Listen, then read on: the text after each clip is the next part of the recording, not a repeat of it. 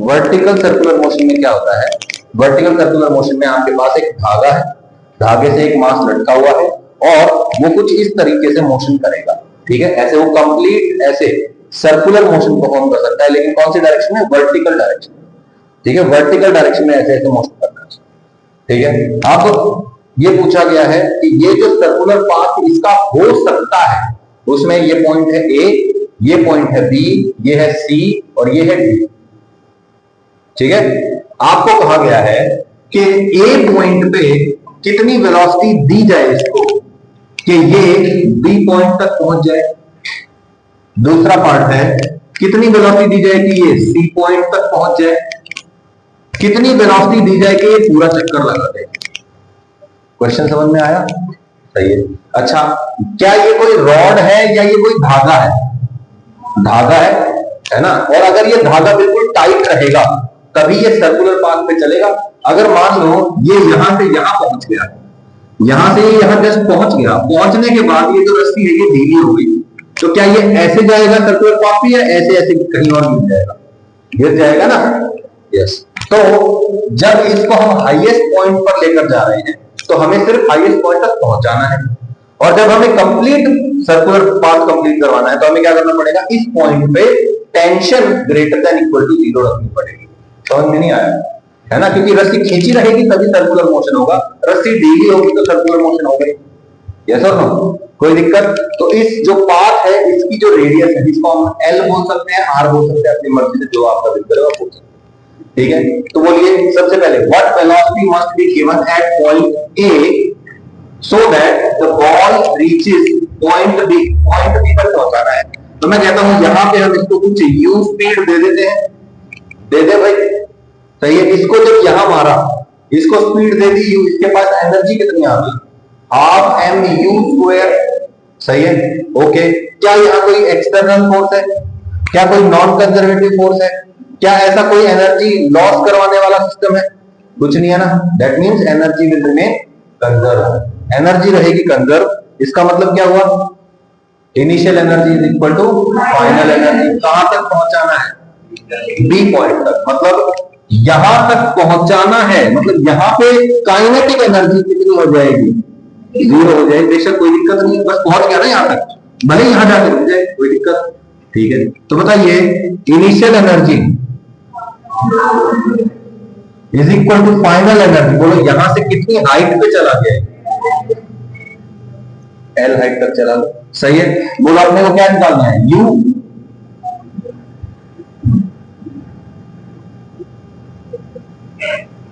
कितनी स्पीड देनी पड़ेगी? तो इतनी वेलोसिटी दे देंगे तो बी पॉइंट तक पहुंच जाएगा, सही है। अच्छा, जब ये बी पॉइंट तक पहुंच गया है तब क्या होगा? अब फिर ये वापस आ जाएगा। अब ये यहां आएगा, जब यहां पहुंचेगा तो कितनी स्पीड होगी? √2gl। फिर यहां पे रुकेगा क्या? नहीं, ये यहां तक चला जाएगा, फिर ये ऐसे ऐसे ऐसे ऐसे मूव करता रहेगा। यस और no? After this the ball will oscillate between B and D. B point और डी पॉइंट के बीच में ही ऑसिलेट करता रहेगा, कोई दिक्कत? बिल्कुल सिंपल। ओके, फिर कह रहा है कि पॉइंट सी तक पहुंचाना है। सी पॉइंट तक पहुंचाना है, ठीक है। तो सी पॉइंट तक पहुंचाने के लिए क्या करें? मैं कहता हूं initial energy is equal to, बस यहां तक पहुंचाना है ना। इसने बोला बॉल रीचेस पॉइंट सी, ये जो बॉल है यहां से यहां तक बस पहुंच जाए, उसके बाद क्या अपने कोई मतलब नहीं। यहां जस्ट पहुंच गई, मतलब यहां पे वेलोसिटी कितनी हो गई? 0 हो गई। तो बोलो initial energy is equal to final energy लगा दो। बोलो यही मेरा रेफरेंस है। यहां कितनी हाइट पे होगा? ये 2l हाइट पे हो जाएगा। तो initial energy half M U square is equal to mg2l, m 2 into 2, सही है। तो कितनी वेलोसिटी पे ये सी पॉइंट पे पहुंच जाएगा? √4gl, ठीक है। ये रिजल्ट याद रखना है। यहां पे मारा, सिर्फ यहां तक पहुंचाना है तो √2gl, यहां तक पहुंचाना है तो √4gl, सही है। अब तीसरा part, complete the circular path. अच्छा एक मिनट, इसमें पॉइंट सी तक पहुंच जाएगा, यहां पहुंचने के बाद स्पीड 0 हो गई, तो क्या हुआ? ये ऐसे करके गिर जाएगा, सही है, ठीक है भाई। ओके, आप बात करते हैं complete the circular path, circular path complete करवाना है। अब क्या कर सकते हैं हम, मुझे बताइए,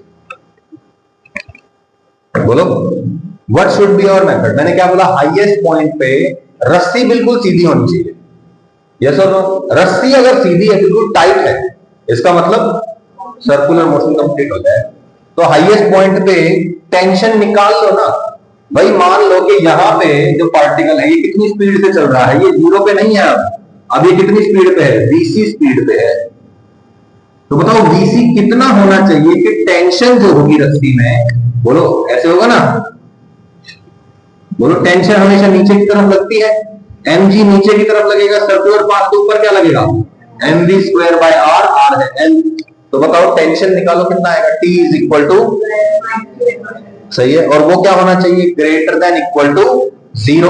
तो VC कितना आएगा निकालना है इसको, रफ नोटबुक में निकालिए। Find out the value of velocity at point C so that yes, and the tension is greater than equal to 0।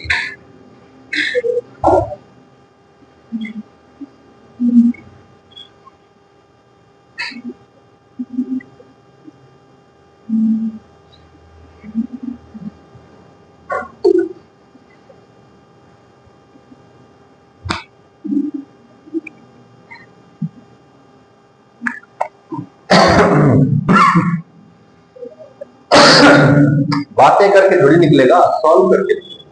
क्या दिक्कत है, मेरे से डिस्कस करो, अगर कोई दिक्कत है मेरे से डिस्कस करो, बोलो क्या डाउट है कि सर क्या करेंगे, ये यही पूछना है ना, नहीं तो फिर क्या बात। पेन पेन लाई नहीं, बहुत बढ़िया, कोई बात नहीं। बैग भी नहीं लेके आना चाहिए था आज, क्या काम है, और क्या। जब क्लास में पेन नहीं लेके आई तो इंस्टीट्यूट में बैग का कोई मतलब ही नहीं है, क्योंकि बैग में क्या होता है, नोटबुक और पेन, वो तुमने क्लास में तो लेके नहीं आ रहे हैं, तो इंस्टीट्यूट में बैग भी मतलब है, है नहीं। दिमाग तो घर पे नहीं रख पाते हो, इंस्टीट्यूट जा रहे हैं, दिमाग का क्या है। ये बात सबके लिए है, सिर्फ उनका के लिए नहीं कह रहा, है ना दीपिका। यहाँ पे कोई पेन नहीं,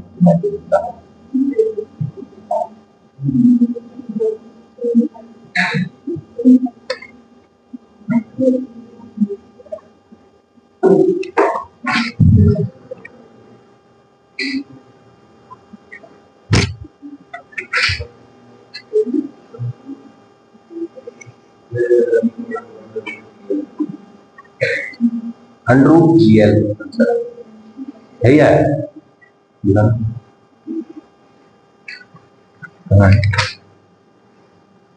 GTL, T तो 0 कर देना है, और mg प्लस टी करके T को मल्टीप्लाई कहां कर दिए, फिर mg प्लस टी किया हुआ है ना, फिर GT कहां होगा, GTL कहां होगा ना। सिमिलर आंसर है तो मान लिया कि हाँ आंसर है।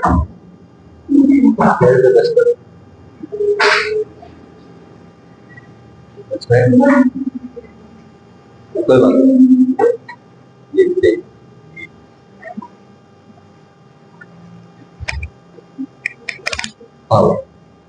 तो अब क्या करना है अपने को, बोलो हाईएस्ट पॉइंट पे टेंशन किस किस का आंसर आ गया, अंडर GL। ओके, तो बोलिए हाईएस्ट पॉइंट पे आपने वो कितनी वेलोसिटी होनी चाहिए इनका, तो बोलो जब हाईएस्ट पॉइंट पे तो नीचे लग रहा है mg, नीचे लग रहा है टेंशन, और ऊपर लग रहा है mv स्क्वायर बाय l। तो t plus mg is equal to mv square by l। सही, टेंशन प्रेशर 0 हो जाए, बोलो आपने क्या निकालना है, वेलोसिटी एट पॉइंट C।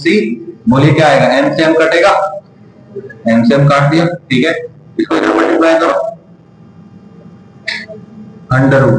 मतलब हाईएस्ट पॉइंट पे टेंशन को ग्रेटर देन 0 रखने के लिए हमें कितनी मिनिमम वेलोसिटी चाहिए, अंडर रूट GL वेलोसिटी चाहिए, ऊपर GL वेलोसिटी चाहिए, मतलब C पॉइंट की वेलोसिटी पता चल गई।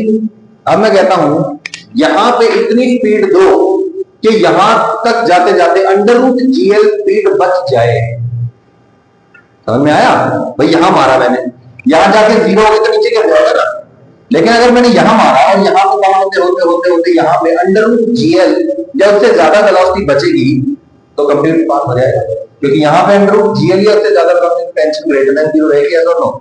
ठीक है, तो बोलो यहां पे हम ये इनिशियल वेलोसिटी मान लेते हैं u और यहां पे ये जो वेलोसिटी है दिस इज vc, तो लगा दे पॉइंट ए और पॉइंट सी के बीच में एनर्जी कंजर्वेशन बोलिए 1/2 mu square is equal to final velocity, final के लिए mg into 2l, ये तो पोटेंशियल एनर्जी हो गई, और सी पॉइंट में कुछ वेलोसिटी भी है कितनी vc, तो हाफ m vc स्क्वायर।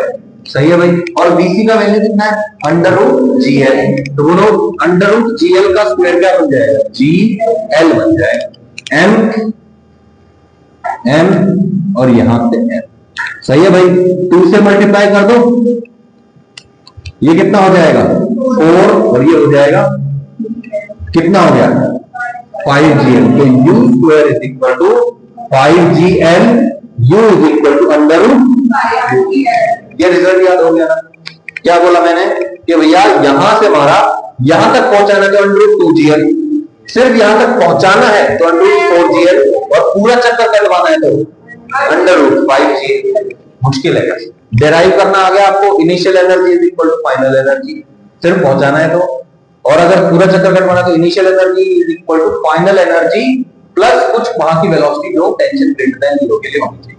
सही है, यहां पे tension is actually the constraint, अगर मान लो टेंशन एट एनी पॉइंट 0 हो जाती तो क्या होगा, टेंशन अगर 0 होगी तो ये रस्सी ढीली हो जाएगी, यस और नो, रस्सी ढीली होगी तो ये सर्कुलर मोशन आएगी, यस और नो।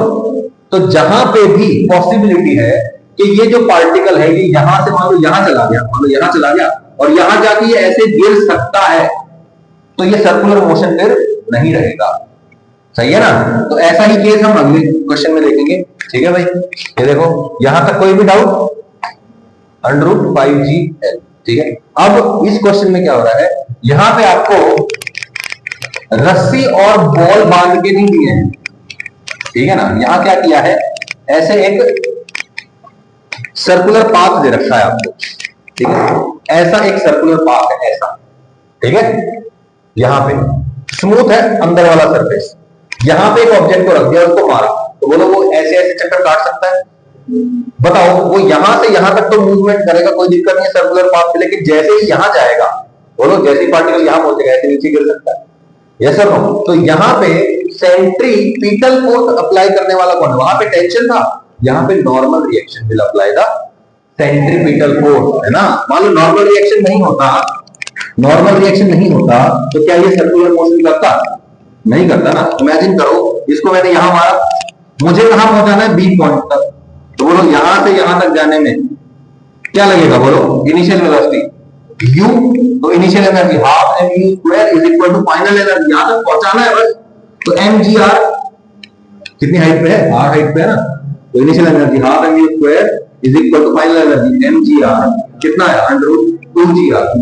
सही है ना, तो बोलो यहां से यहां तक पहुंचाने के लिए कितना चाहिए, under root 2gr, B point तक पहुंचाने के लिए under root 2gr, C point तक जस्ट पहुंचाने के लिए। अब देखो यहां क्या हो रहा है कि बॉल, ये जो ऑब्जेक्ट है ये यहां से यहां पहुंच गया, अब मान लो यहां जाके अगर इसकी स्पीड 0 हुई तो ये ऐसे ऐसे गिर जाएगा ना, यस और नो, गिर जाएगा, लेकिन हमें उससे कोई मतलब नहीं, अपने को सिर्फ सी पॉइंट तक पहुंचाना है, सी पॉइंट तक पहुंचा दिया मैंने, फाइनल यहां पे v इक्वल टू कितना हो गया 0, तो बोलो इनिशियल एनर्जी कितनी है half mu square, final energy बोलो mg इनटू कितनी हाइट, mgh होती ना हाइट, वो mh हाइट होने पे कितने पोटेंशियल एनर्जी होगी भाई mgh, तो बोलो कितना हो जाएगा mg into 2r, mg into 2r, solve करके कितना आएगा u is equal to under root 4gr।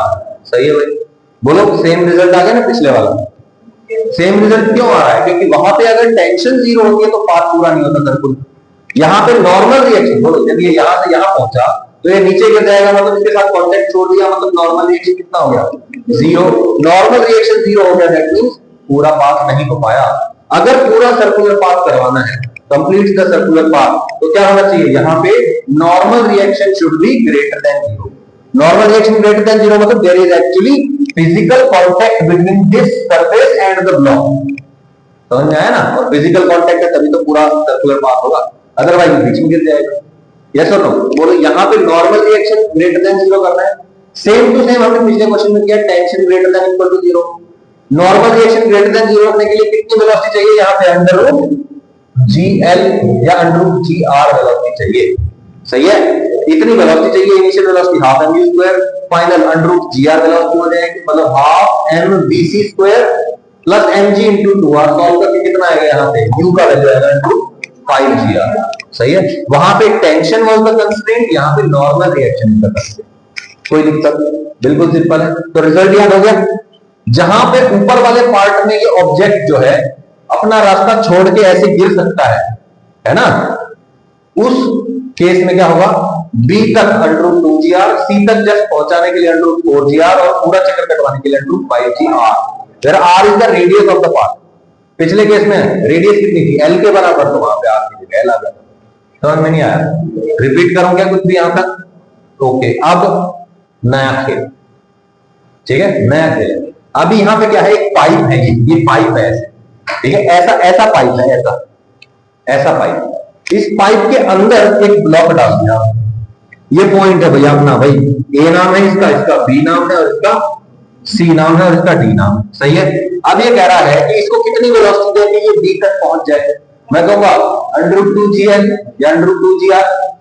सही है, सिर्फ C तक पहुंचाना है तो अंडर रूट 4GR और पूरा चक्कर कटवाना है तो नहीं। गलती मैंने क्या बोला? अंडर रूट 5gr तब लगेगा जब यहां पे आके ये नीचे गिर सकता है। मुझे बताओ कि ये पाइप ऐसे है ना, ऐसे पाइप है, यहां पे ब्लॉक रखा हुआ है। बोलो, जब ये यहां पहुंच जाएगा तो ऐसे नीचे गिर सकता है क्या? ये नहीं। ये जब नीचे गिरेगा तो क्या होगा? यहां से ऐसे सर्कुलर पाथ पे ही तो आएगा। ये इस पाइप के अंदर फंसा हुआ है।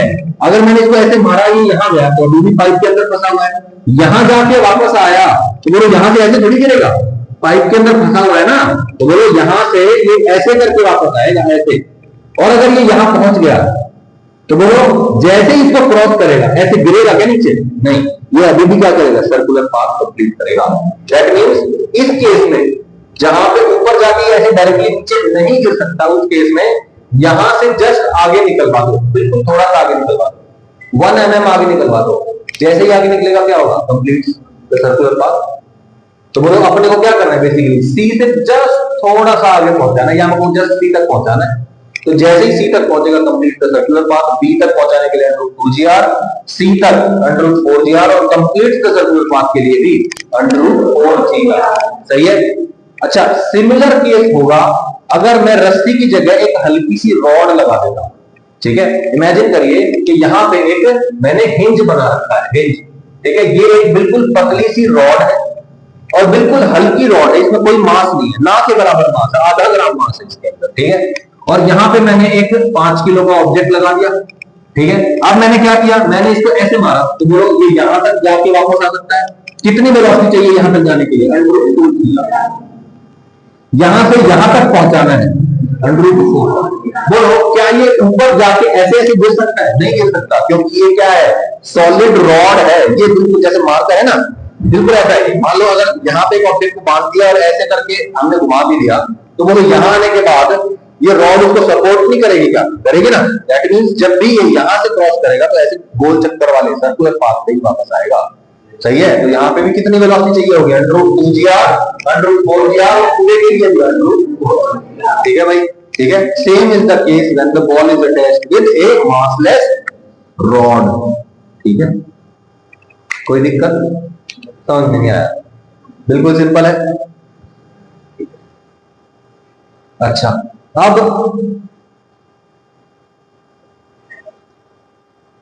ये क्वेश्चन देखते हैं। ठीक है, ये बहुत अच्छा क्वेश्चन।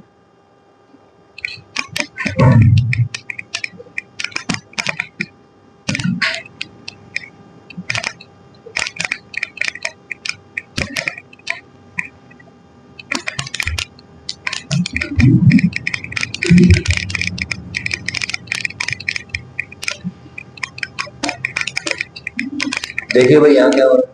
यहां हो रहा है कि एक सेमी सर्कुलर बाउल रखा हुआ है।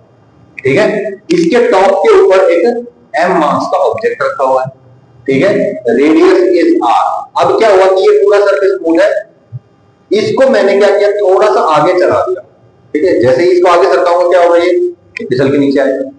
ये सुनो, सवाल ये नहीं है कि फिसल के नीचे आएगा या नहीं आएगा, ये कह रहा है कि जब ये फिसल के नीचे आएगा, ठीक है, ये नीचे आ रहा है, ये नीचे आ रहा है, इसकी स्पीड बढ़ती जा रही है, स्पीड बढ़ती जा रही है, एक पॉइंट के बाद बोलो क्या ये हमेशा इसके साथ ऐसे यहां तक चिपका रहेगा, नहीं ना।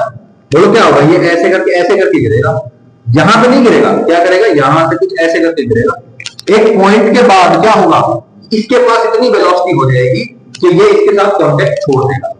बोलो, अगर मैं इस ऑब्जेक्ट के फ्रेम में चला जाऊं तो जैसे ही ये कहीं यहां आएगा, इसके पास अच्छी खासी वेलोसिटी हो जाएगी, अच्छी खासी वेलोसिटी हो जाएगी, तो बोलो क्या होगा, बाहर की तरफ क्या लगेगा, mv²r, और इधर वाले जो कंपोनेंट होगा mg cos थीटा, वो क्या हो जाएगा, बोलो mv²r becomes greater than mg cos theta. That means ये ऊपर की तरफ झुक जाएगा, यस और नो, मतलब इसके साथ कांटेक्ट छोड़ देगा, फिर क्या करेगा, ये ऐसे करके यहां तक गिर जाएगा, यस और नो। तो आपसे पूछा हुआ है कि वो एंगल बताइए जहां पे ये सरफेस के साथ कांटेक्ट छोड़ देता है। समझ नहीं आया, ठीक है। तो find theta eight which the block leaves contact with the surface, ठीक है, बाद में बता दूं, कोई बात नहीं, कोई बात नहीं, ठीक है भाई। क्वेश्चन समझ में आया, क्या करना है अपने को, ठीक है। तो मैंने कह दिया कि ये हमारा पोटेंशियल एनर्जी जीरो का लेवल हो जाएगा, ठीक है भाई। बोलो रेडियस ये r है, तो बोलो यहां से यहां का डिस्टेंस r, यहां से ये कहीं यहां चला जाएगा, ये वो पॉइंट है जहां पे ये कांटेक्ट छोड़ देगा, ठीक है। जब तक ये यहां आया, बोलो इसके साथ कांटेक्ट है, इस सरफेस ने इसको ऊपर पुश किया हुआ, normal reaction pushing in nature, m ऊपर लगता है, ये सुनो। बोलो mg नीचे लग रहा है, बोलो इधर क्या लगेगा, लगेगा, ठीक है। और ये सर्कुलर पाथ पे चल रहा है, तो बाहर की तरफ क्या लगेगा, mv²r, ठीक है। ये जब कहीं यहां आ गया है, जब थीटा एंगल ये ऐसे घूम चुका है, तब इसके पास कुछ v वेलोसिटी है, mv²r इधर है, m इधर है, mg cos थीटा इधर है, ऐसा हो, कोई दिक्कत नहीं, ठीक है। अब इसका फ्री बॉडी डायग्राम बनाता हूं मैं। बोलो क्या नजर आ रहा है मुझे, नॉर्मल रिएक्शन mv²r, और इधर क्या नजर आ रहा है, mg cos थीटा, सही है। बोलो n plus mv²r is equal to mg cos theta. अब क्या करना है अपने को, कांटेक्ट छुड़वा देना है सरफेस से, तो बोलो नॉर्मल रिएक्शन को क्या कर देंगे, जीरो, तो mv²r is equal to mg cos theta. तो बोलो m से m कट जाएगा, कट गया भाई, r को उधर भेज दो, v² is equal to rg cos theta, v is equal to √rg cos theta. तो यहां पे जब इतनी स्पीड हो जाएगी, कितनी स्पीड हो जाएगी, rg cos theta, v² is equal to rg cos theta हो जाएगा, तब ये कांटेक्ट छोड़ देगा, सही है। अब इतनी स्पीड कब होगी वो निकाल लेते हैं, कैसे निकालेंगे, एनर्जी कंजर्वेशन से।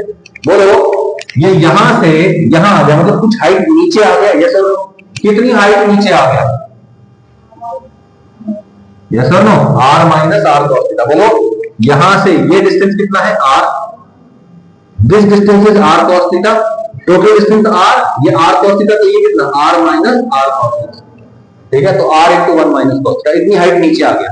बोलो पोटेंशियल एनर्जी यहां जीरो है, इनिशियल एनर्जी लिखो, इनिशियल एनर्जी, बोलो काइनेटिक एनर्जी जीरो है, सिर्फ जस्ट इसको सरकाया है मैंने, तो initial kinetic energy zero, initial potential energy zero, तो initial energy zero is equal to, यहां पे पहुंचा तो स्पीड कितनी है, v, यानी कि हाफ mv² प्लस, बोलो पोटेंशियल एनर्जी यहां से यहां तक आने में कुछ घट जाएगी, या तो बोलो यहां से यहां तक आने में पोटेंशियल एनर्जी कितनी घट जाएगी, h हाइट नीचे है, बोलो कितनी घट जाएगी, माइनस mg, h कितना है, r into 1 minus cos theta, सही है भाई।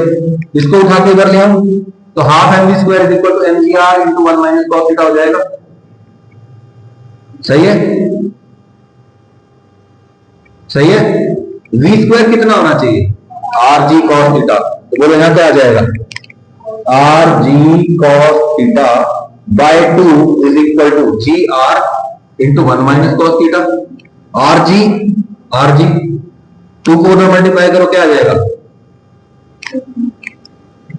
2 into 1 माइनस cos थीटा, मतलब 2 माइनस 2 cos थीटा, यस और नो, इज इक्वल टू क्या है, cos थीटा।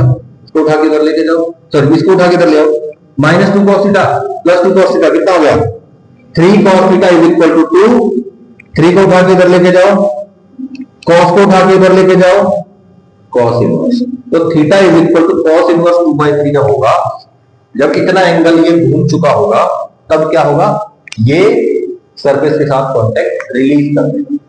सही है भाई, क्वेश्चन समझ में आया, क्लियर है बात। तो ऐसा मत सोचना कि जब यहां से ब्लॉक स्लाइड करके आता है तो सिर्फ यहीं तक वो कांटेक्ट बना के रखेगा। ऐसा मत सोचना कि भाई यहां से वो बिल्कुल यहां तक चिपका ही रहेगा इसके साथ, ठीक है। तो कितने एंगल पे इसके साथ कांटेक्ट छोड़ देगा, ऊपर की तरफ जाने की कोशिश करेगा, cos इनवर्स 2/3, ठीक है ना।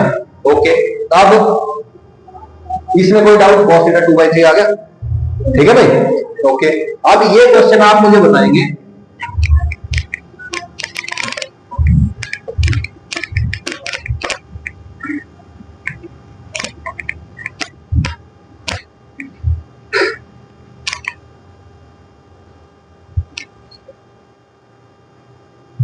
ये क्वेश्चन पढ़िए।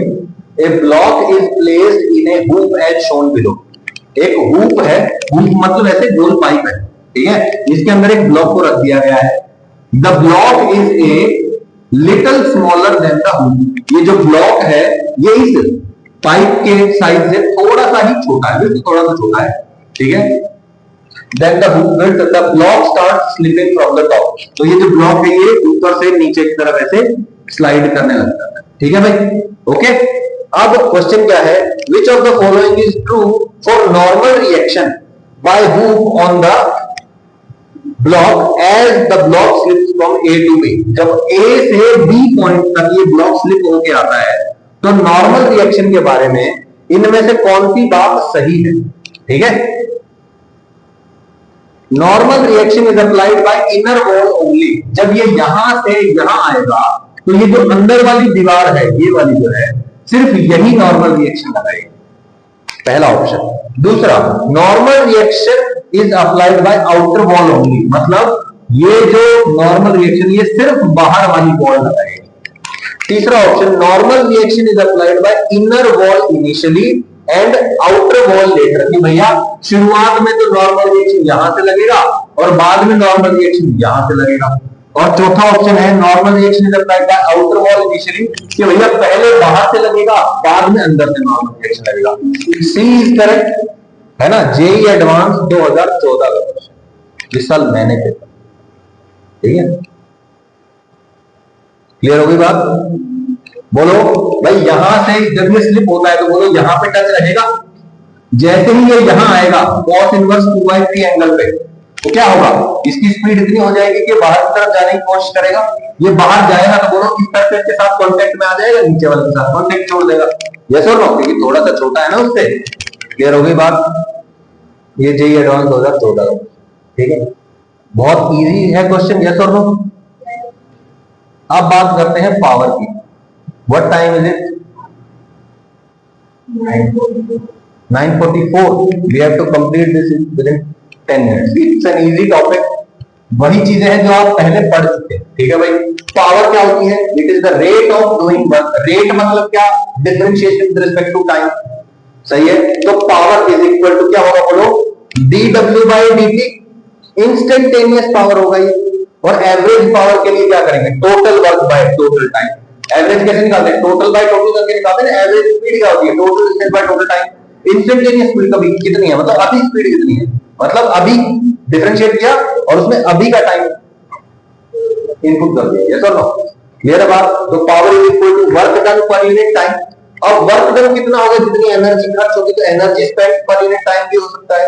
और कुछ केसेस में जितनी एनर्जी खर्च होती है उतना ही हीट प्रोड्यूस होता है, तो हीट प्रोड्यूस पर unit time is also power. ये तीनों डेफिनेशन क्या है, पावर के लिए है। सही है भाई। Basic definition, work done per unit time, instantaneous power dw by dt। Work done अगर टाइम का फंक्शन है तो टाइम के रिस्पेक्ट में डिफरेंशिएट कर देंगे। यस और नो, ठीक है भाई। कि भाई 1 सेकंड में कितना काम किया, 10 जूल काम किया, तो पावर कितनी होगी, 10। क्योंकि टाइम कितना है, 1 ही तो है भाई। कितना वर्क किया, 10 जूल। कितनी देर में, 1 सेकंड में, तो 10 जूल पर सेकंड इसकी पावर हो जाएगी। सही है। SI unit of power is what. क्या बोलते हैं भाई, वाट। वाट, 1 वाट कब बोला जाएगा, जब 1 सेकंड में 1 जूल काम किया जाए। 1 watt is equal to 1 joule by 1 second, ठीक है। आप हमेशा ये ध्यान रहे कि भाई how do you define power, Rate of doing work. How do you define 1 watt?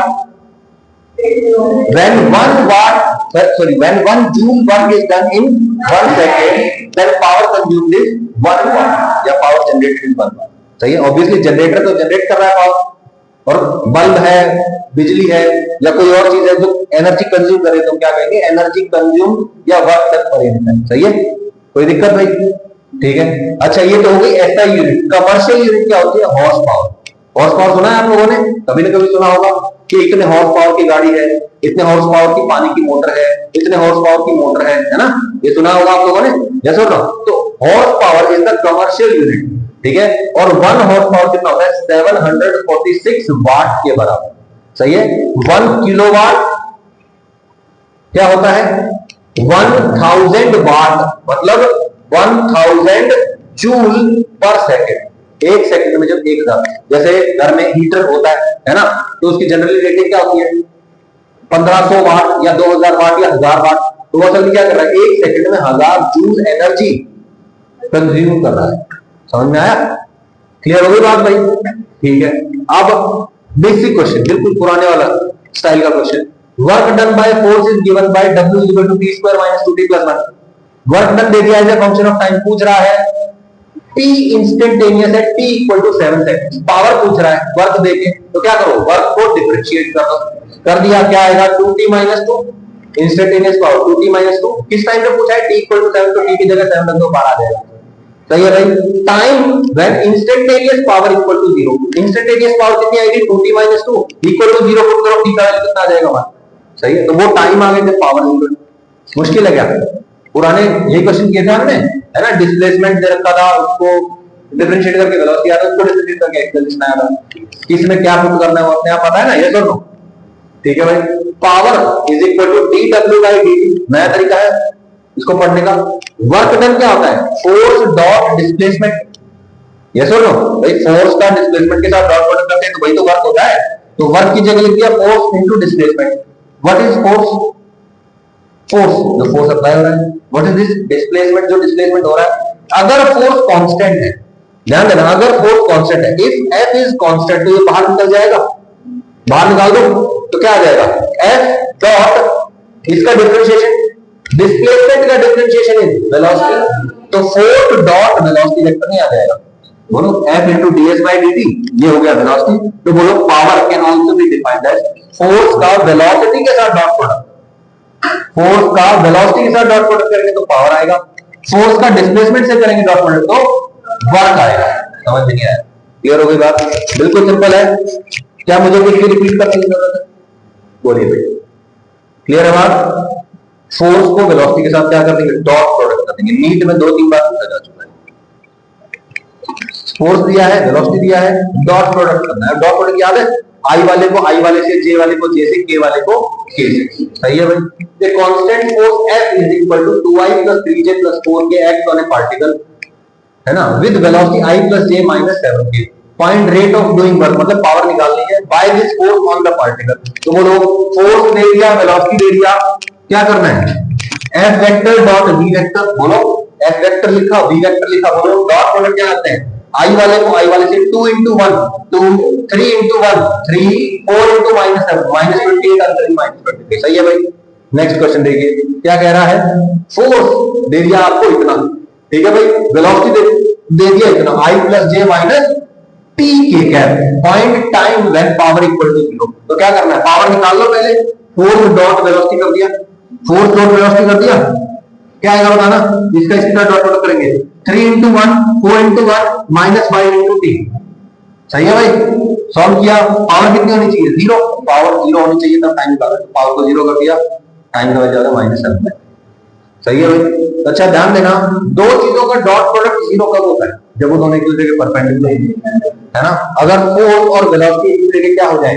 Perpendicular, then power is equal to 0. दोनों ये भी आपको ध्यान रह जाएगा. अपने आप डॉट प्रोडक्ट देखते ही अपने आप याद होना चाहिए कि उसका उसके डायरेक्शन में कंपोनेंट, उसका उसके डायरेक्शन में कंपोनेंट ले सकते हैं. ठीक है. आई वाले को आई वाले से, जे वाले को जे से, के वाले को के से कर सकते हैं. और तीसरा कि जब परपेंडिकुलर होंगे तो डॉट प्रोडक्ट अपने आप क्या हो जाएगा? 0. यानी कि जब फोर्स और वेलोसिटी परपेंडिकुलर है तो व्हाट इज द पावर? सही है. find the power consumed, sorry, find the power applied या power supplied by gravitational force on a particle performing projectile motion at the highest point of its journey. हे राम, क्या पूछ लिया sir? Zero, है ना? Statement बड़ा है ना? क्या बोला? प्रोजेक्टाइल मोशन कर रहा है एक पार्टिकल, हाईएस्ट पॉइंट पे ग्रेविटी का पावर बताइए। ग्रेविटी कहां लग रही है? वेलोसिटी कहां है? सिर्फ आगे होती है हाईएस्ट पॉइंट पे, perpendicular to each other. Find the power. Question मुश्किल, आंसर आता है। यस और नो कर सकते हैं हम लोग? क्या मुश्किल है? इस साल नीट में भी क्वेश्चन आ सकता है, इस साल नहीं तो अगले साल का ऐसा ही क्वेश्चन, एग्जैक्टली यही question. Find the power by gravitational force on A particle performing projectile motion at the highest point of its journey. समझ में आया? ऐसा ही क्वेश्चन फिर मैंने पूछ ही दिया। ठीक है, क्या कह रहा है ये? The particle of mass m is projected from ground at an angle theta with the horizontal. एक पार्टिकल है, मास m प्रोजेक्ट कर दिया उसको थीटा एंगल से। Find power by gravitational force as a function of time. Function of time, बोलो भाई power क्या होता है? Force not velocity. यस और नो? मुझे बताओ, फोर्स का कांस्टेंट है, power by gravitational force. Gravitational force पूछ रहा है, ग्रेविटेशनल फोर्स कितनी होगी? mg। डायरेक्शन को भी देख लेंगे, ठीक है। और वेलोसिटी और निकालना है, वेलोसिटी वेक्टर। वेलोसिटी वेक्टर याद है आपको? सर वो तो याद है, तो फिर आप सही है। देखो क्या बोल रहा है, उसको u वेलोसिटी पे प्रोजेक्ट कर दिया। बोलो इस डायरेक्शन में कंपोनेंट कितना? u cos थीटा, और इधर कंपोनेंट कितना होगा? टाइम के साथ। इनिशियली u sin थीटा, लेकिन विद टाइम क्या होगा? बोलो u sin theta minus gt। याद आया? बोलो vy is equal to uy plus ayt। याद आ गया? बोलो this is i cap, this is j cap, और ये डायरेक्शन पॉजिटिव, ये डायरेक्शन नेगेटिव। तो बोलो इस डायरेक्शन की वेलोसिटी क्या है? v बाई y डायरेक्शन की velocity. Initial velocity in y direction u sin theta, acceleration in y direction minus g। यहां पे क्या आ जाएगा? Minus g। सही है, टाइम टाइम, ये u sin थीटा। तो ये क्या है? vy भी तो दे रखा है, velocity in y direction as a function of time. और x डायरेक्शन में बोलो कांस्टेंट रहता है u cos थीटा। सही है, तो बोलो वेलोसिटी वेक्टर कैसे लिखेंगे बताइए? vx i cap plus vy j cap. vx i cap क्या हो जाएगा? u cos theta i cap plus uy u sin theta minus gt j cap. सही है, तो बोलो वेलोसिटी वेक्टर पता चल गया, रख दिया। और बोलो mg कहां लग रहा है? नीचे की तरफ, j कैप ऊपर, mg नीचे, तो माइनस mg j कैप लिखा जाएगा। फोर्स हो गया, ये वेलोसिटी हो गई, u sin theta minus gt j cap है। मेरा बात, बोलो डॉट प्रोडक्ट करना है। i वाले को i से इधर i का 0 है, तो j वाले को j से करेंगे, फिर क्या आएगा? Minus mg into u sin theta minus gt, minus mg into u sin theta minus gt। j cap आएगा क्या? नहीं, क्योंकि डॉट प्रोडक्ट का आउटपुट क्या होता है? स्केलर। डन, ठीक है। ओनली 2 क्वेश्चन आते हैं, ठीक है भाई। अच्छा, कांस्टेंट फोर्स तो समझते हैं आप? फीलिंग है कांस्टेंट फोर्स, कि कांस्टेंट फोर्स अप्लाई किया जा रहा है। फोर्स कांस्टेंट है, मास कांस्टेंट है, तो एक्सेलरेशन भी क्या होगा? Constant. a is equal to f by m। सही है। अच्छा, लेकिन अगर मैं कहूं कि पावर कंजम्पशन इज कांस्टेंट, तो क्या? लेकिन पावर कंजम्पशन की तो फीलिंग है ही नहीं हमको, कि work done per unit time is constant. मतलब हर सेकंड में उतना ही वर्क हो रहा है, उतने ही फोर्स की बात नहीं हो रही है। क्या हो रहा है? हर सेकंड में उतना ही वर्क किया जा रहा है। सही है, यानी कि फोर्स और डिस्प्लेसमेंट का जो मल्टीप्लिकेशन है उसको क्या रखा जा रहा है? कांस्टेंट। समझ में आया? ठीक है भाई, ओके। तो देखिए यहां पे क्या हो रहा है, यहां पे है मास m, इनिशियल वेलोसिटी है इसकी u, यहां से इसको कुछ फोर्स लगा के डिस्प्लेस कर दिया गया बाय सम डिस्टेंस s इन सम टाइम t, और फाइनल वेलोसिटी इसकी हो गई है v। Initial velocity u, final v, displacement s, time t। ठीक है, एक्सेलरेशन का कुछ नहीं पता, ठीक है ना। ये सारी स्टेट्स है कि भाई डिस्प्लेसमेंट पता है, टाइम पता है, इनिशियल और फाइनल वेलोसिटी पता है। अब क्या कह रहा है? Mass m starts with initial velocity u and reaches velocity equal to v in time t and displacement s. Considering power equal to constant, power constant मान ली जाए, तो इन चारों चीजों में रिलेशन क्या होगा? अगर फोर्स कांस्टेंट होती तो एक्सेलरेशन कांस्टेंट होता, अगर एक्सेलरेशन कांस्टेंट होता तो एक्सेलरेशन कांस्टेंट के लिए कौन से वाले फॉर्मूले लगते हैं? इक्वेशन ऑफ मोशन लग जाता है, यस और नो? इक्वेशन ऑफ मोशन लगा देते, वो रिलेशन होता है फिर u v s और t में, है ना? v = u + t, s = u + half t square, इसका मान 2s, ये रिलेशन होता है ना। लेकिन अब नहीं कह सकते, अब नहीं कह सकते ना। अभी क्या है? Power constant. पावर कांस्टेंट के लिए क्या करना है? देखिए, given that power is equal to constant, power क्या होता है? फोर्स इनटू वेलोसिटी, है ना? जैसे जैसे वेलोसिटी बढ़ेगी फोर्स कम होती चली जाएगी, है ना? तभी तो दोनों का मल्टीप्लिकेशन क्या रहेगा? कांस्टेंट रहेगा। भाई दोनों वेलोसिटी डबल होगी तो फोर्स क्या होगी? आधी, यानी कि force and velocity are not constants, ठीक है ना? जैसे जैसे पार्टिकल आगे जा रहा है, वेलोसिटी अगर बढ़ रही है तो फोर्स क्या हो जाएगी? कम हो जाएगी, ताकि पावर कांस्टेंट रहे। सही है? Okay. What is force? Mass into acceleration. सही है? पावर इज कांस्टेंट, यस और नो? तो power is equal to force into velocity, ma into v is equal to power divide power हो जाएगा। बोलो, m इज कांस्टेंट, v को उठा के इधर ले जाओ। ध्यान से देखो, एक्सेलरेशन क्या आ गया? Power divide by mass into velocity. बोलो, पावर कांस्टेंट है, मास कांस्टेंट है, ये दोनों चीजें कांस्टेंट है, सिर्फ वेलोसिटी वेरिएबल है और एक्सेलरेशन भी वेरिएबल होगा इस केस में। सही है ना? बोलो भाई, acceleration is equal to some constant और फिर आगे वेरिएबल, तो बोलो ये चेंज होगा तो ये चेंज होगा, ये चेंज होगा तो ये चेंज होगा। ये तो क्लियर हो गई बात? अच्छा, मुझे बताओ, अब एक्सेलरेशन का वेलोसिटी के साथ रिलेशन गिवन है, अब मैं क्या करूं? टाइम को और इंट्रोड्यूस करना चाहता हूं और डिस्प्लेसमेंट को इंट्रोड्यूस करना चाहता हूं। तो एक्सेलरेशन का एक रिलेशन होता है वेलोसिटी और टाइम के साथ, a is equal to dv/dt, और डिस्प्लेसमेंट के साथ क्या रिलेशन होता है? a is equal to v dv/dx, yes और नो? सही है ना? ठीक है। तो अब मैं एक्सेलरेशन को दो तरीके से लिख सकता हूं। क्या है? पहला तरीका a is equal to dv/dt और दूसरा a is equal to v dv/dx। तो मैंने क्या किया? a को लिख दिया dv/dt, एक्सेलरेशन कितना था? p/mv, a is equal to p/mv, a की जगह लिख दिया dv/dt। सही है? बोलो, वेलोसिटी इस वेलोसिटी को उठा के ले जाओ, क्या बन जाएगा? v dv, और टाइम को उठा के ले जाओ, क्या बन जाएगा? p dt। सही है भाई? बोलो, बनेगी बात? वेलोसिटी इज द वेरिएबल, तो लिमिट किसकी लगेगी? वेलोसिटी की लगेगी।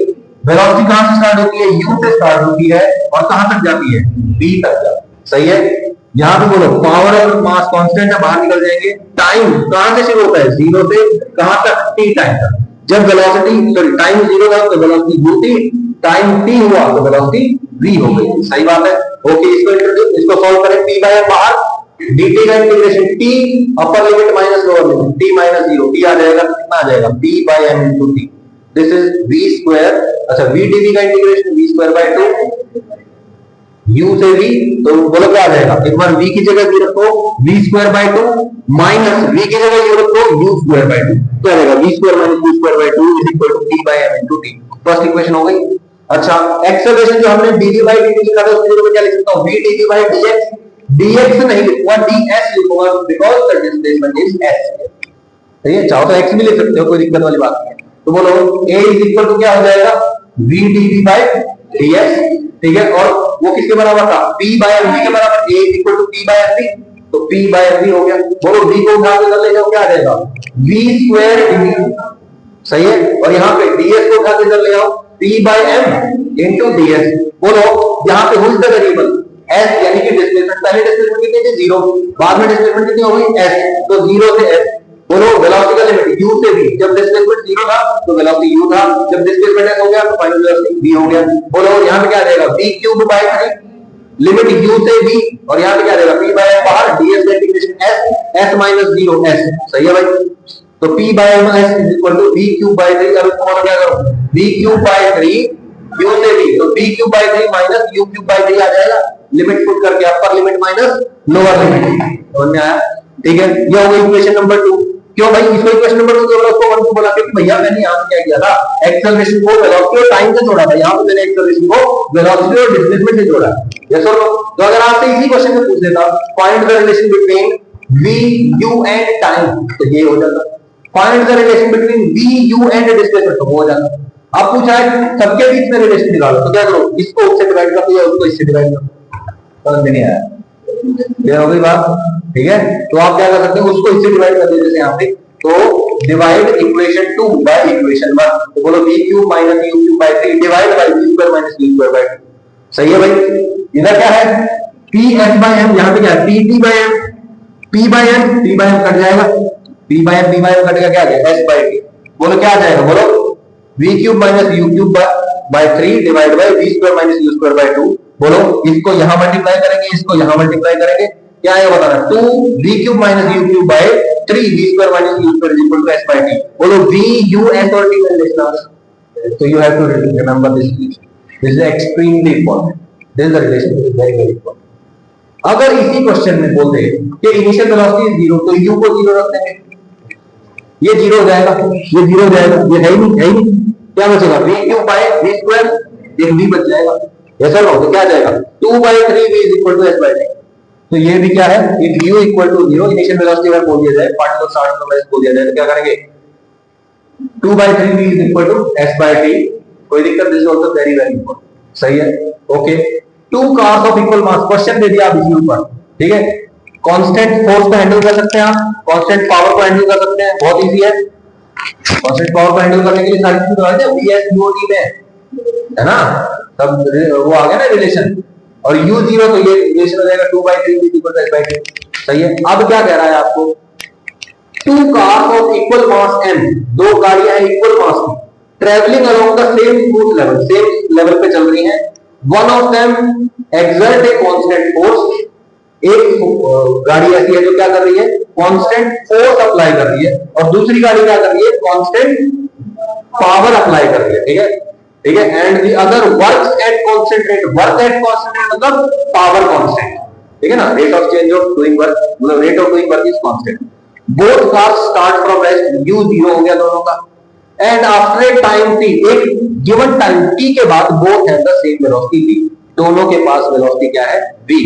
Find the ratio of distances travelled by these cars during this interval, कि भाई t टाइम के बाद दोनों की वेलोसिटी v हो गई, तो पूछ रहा है पहले ने जो डिस्टेंस ट्रेवल किया होगा और दूसरे ने जो डिस्टेंस ट्रेवल किया होगा, दोनों का रेशियो डिस्टेंस निकालना है। तो बोलो कांस्टेंट पावर वाले का तो सीधा इधर आ गया answer, 2 by 3 is equal to 2 by 3 is equal to s by 3। सही है, पहला हो गया, ठीक है। और सेकंड कार, बोलो कार नंबर 2, बोलो पावर क्या है, कांस्टेंट, पावर कांस्टेंट है तो हमारे पास रिलेशन है s2 by t is equal to 2 by 3, 2 by 3 is equal to s by t।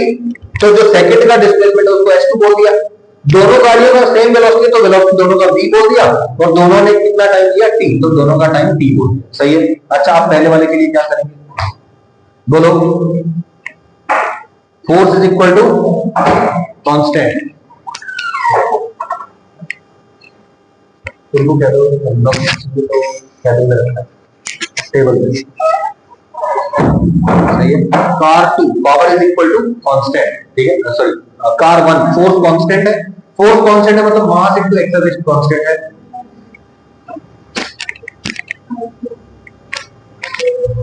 ठीक है, force is equal to mass into acceleration, acceleration क्या हो जाएगा f by m, तो बोलो a का वैल्यू क्या हो गया, f by m हो गया।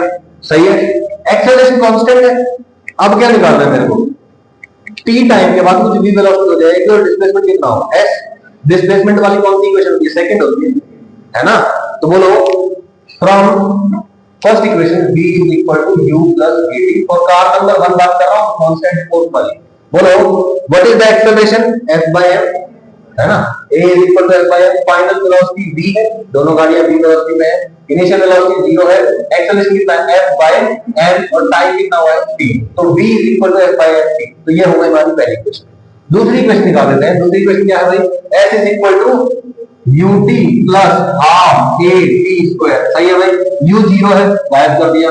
बोलो डिस्प्लेसमेंट ऑफ फर्स्ट कार की बात कर रहे थे, s1 बोलेंगे उसको, डिस्प्लेसमेंट ऑफ सेकंड कार होगा तो s2 बोलेंगे उसको, तो s1 हो जाएगा, बोलो कितना 1/2 a t square, s1 is equal to 1/2 acceleration.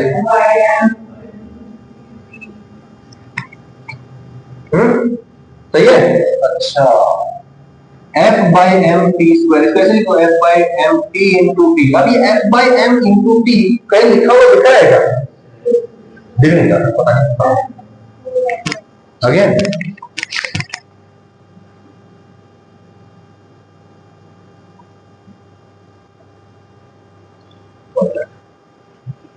ठीक है भाई, बोलो F by m into t, ये उठा के यहां पुट कर दो। ये क्या है, V तो है, तो बोलो S1 कितना हो जाएगा, 1/2।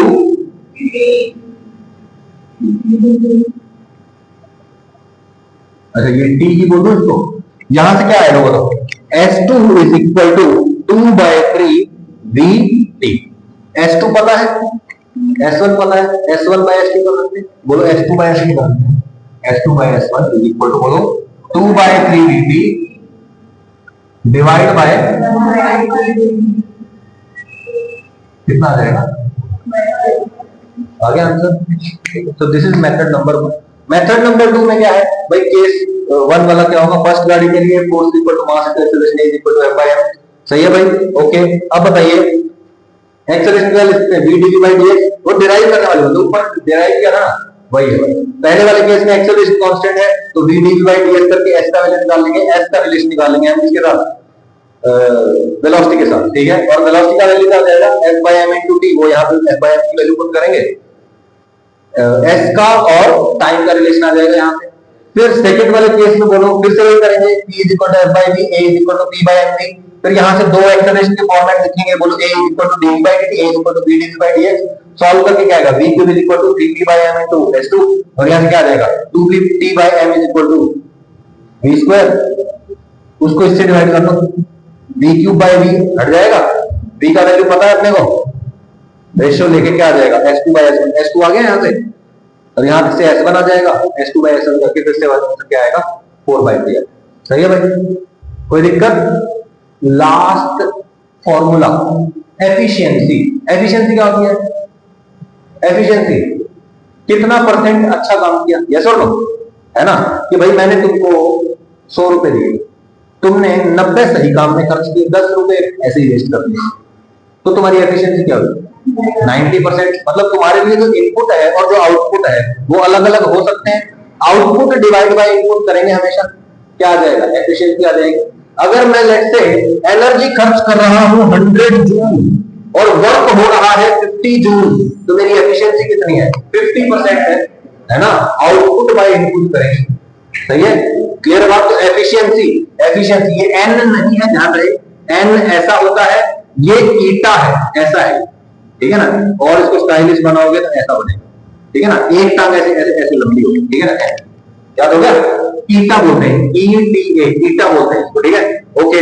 अब एफिशिएंसी ईटा का फॉर्मूला होता है output power by input power, कितना आउटपुट निकल रहा है पावर का और कितना इनपुट है पावर का, या फिर output work divide by input energy, है ना, इनपुट एनर्जी 2 2 3, आउटपुट एनर्जी, ठीक है। अच्छा, एफिशिएंसी परसेंटेज निकालना हो तो क्या करेंगे, दिस मल्टीप्लाई 100 कर देंगे, यस और no, clear about this chapter is complete. Thank you for your time. I will see you in the next class with possibly the next chapter, that is center of force.